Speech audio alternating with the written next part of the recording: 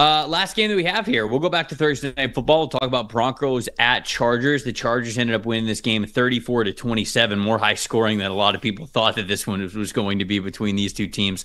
Los Angeles Chargers, their top 5 graded players, defensive tackle Tyler Tart with a 92.9. Fullback Scott Matlock with an 83.8. You'd love to see that.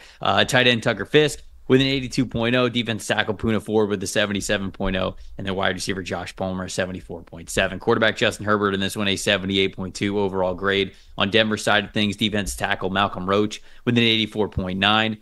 Cornerback Chris Abrams-Drain, a 75.7. Defensive tackle DJ Jones, a 74.6. Guard Quentin Miners with a 73.6. Cornerback Jaquan McMillan, a 72.8. Then Bo Nix struggled in this one, a 62.6 overall grade. What was your stat that told the story here from Thursday Night Football, Dalton? It's cold pretty much everywhere in the country right now except for L.A., but the Broncos offense decided to bring the cold weather with them because after their first 3 drives, they just completely froze. You like that one? I tried. First 3 drives, 7.9 yards per play, 21 points, 5 explosive plays. They were just terrific. Last 7 drives, 3.8 yards per play, less than half of what it was the first 3. Only 6 points, only 2 explosive plays in the last 7 drives. It just completely stalled out. I think Bo Nix's average depth of target was under 4 yards.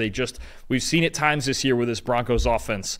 The explosiveness just goes away. And throwing downfield especially and trying to get into high-scoring games like this is not going to be where they're living. In the last 2 weeks, we got to be honest, Bo Nix has struggled.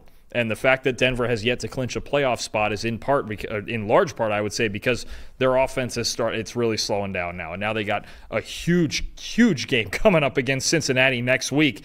You don't want to try to get in a shootout with Joe Burrow. I think they need to figure out a way to get back to the ball control sort of offense. Bo Nix making those intermediate throws where guys can make opportunities happen after the catch. Their offense really did it. It froze, especially in the second half and the later stages of this game. They just couldn't find any explosive plays, and it was too methodical. 6 points in 7 drives for that long a stretch of a game is really hard to win with, even though their first 3 drives went so well. And it felt like the Chargers could have won this game with even more definity if the run defense didn't struggle. And this is a group that we pointed out before. There's a discrepancy between how the Chargers have played with teams that are above 500 and teams that are below 500. Broncos a 78.8 rushing grade last Thursday, a 5.1 yards per carry average as a team.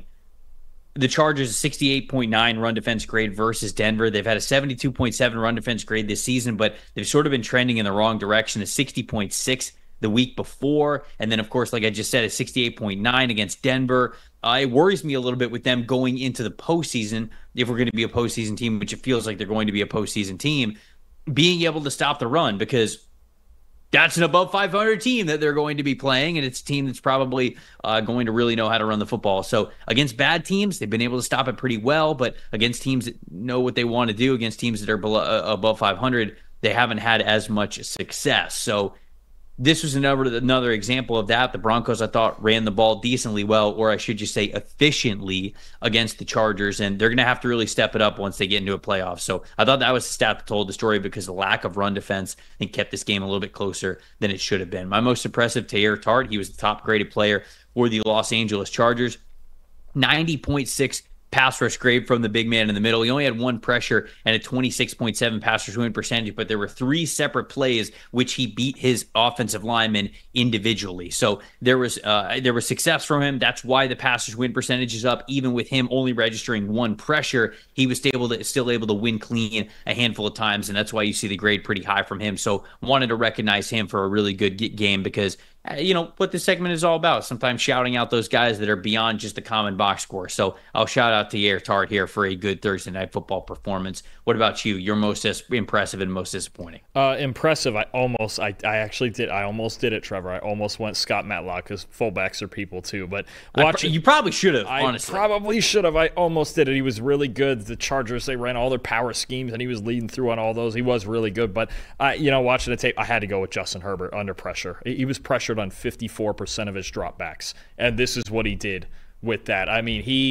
especially in the second half. I think Gus Edwards had some big runs to finish it off, but Herbert put this team on his back under pressure. When you're talking about 13-16 with 2 big-time throws, the only mistake he made was the interception to Chris Abrams' drain, but outside of that, just spectacular. When you're under pressure over half the time in a game as a quarterback, you're supposed to lose. That's just how it works. It's supposed to look more like what Geno Smith in Seattle would happen there, where you throw a game-ending interception because you're just under pressure way too often. Justin Herbert just kept this cool. The touchdown throw that gave him the lead when he's rolling to his left, that's silly. There's only 2 or 3 other guys even capable of making that throw. Herbert under pressure, I thought, he was the best offensive player again in this game for the Chargers. He's having, maybe the traditional numbers don't look like a Burrow or a Lamar or an Allen, but he's having a fantastic year, and he really willed this team to a win and most likely willed them to the playoffs. They just have to win one game against, I believe it's either the Patriots or the Raiders, and Jim Harbaugh and Justin Herbert are going to get the Chargers to the playoffs, barring an absolute disaster in the last 2 weeks. And then most disappointing for me, tough night to be a Broncos linebacker. Is Cody Barton and Justin Strnad especially. 34.6 overall for Barton, 28.7 for Strnad. I think they really took some poor angles in the run game. It was tough. You wonder why Scott Matlock had such a high grade in run blocking and lead blocking through, because he was getting the better of these 2 guys. And then even in coverage, allowed 9 catches for 107 yards combined. Really, really tough night. And I think the Chargers, as the night kept going on, they found more and more ways to attack the Broncos linebackers. That was the weak spot for their defense in this game.